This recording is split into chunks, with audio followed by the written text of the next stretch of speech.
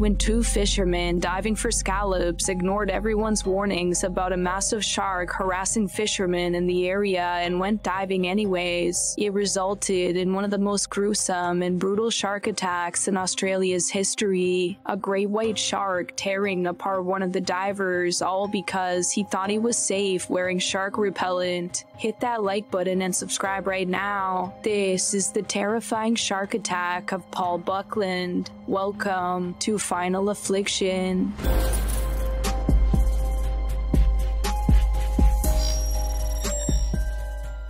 The beach is the near-perfect place for most people looking for a calming place to have fun or relax. The only thing preventing it from being truly perfect is the threat of a shark attack. The thought that we could leave the safety of our own domain where we are the apex predator and wander into the territory of a super-fast murder machine that can't be reasoned with is terrifying. And with over 80 unprovoked shark attacks on average each year, there is no short supply of shark attack stories to remind you that you might become lunch to one of these fierce predators if you aren't careful. Despite people's claims that sharks aren't really a threat to humans and that they only attack based on mistaken identity, the fact remains that even a curious shark bite is enough to shred through an artery and cause you to bleed to death. Even though shark attacks are rare, while out swimming in the ocean, the thought that a shark might be lurking in the distance is inescapable and always in the back of our minds. With that being said, it was only a matter of time before humans set out to solve this problem by creating a shark repellent, a magical device that sends out an electromagnetic wave through the water, creating a force field around you that will scare away even the biggest shark in the water. A device too good to be true. Just strap on the shark repellent onto your wrist or ankle and you're safe enough to jump into a pool of hungry great white sharks without the fear of being eaten alive. Although this might be effective against 99% of sharks, commercial divers Paul Buckland and Shannon Jenzon found out the hard way that even a shark repellent won't save you against a hungry or worked up shark in a frenzy. Their blind faith in the shark repellent device resulted in one of the most gruesome great white shark attacks ever recorded.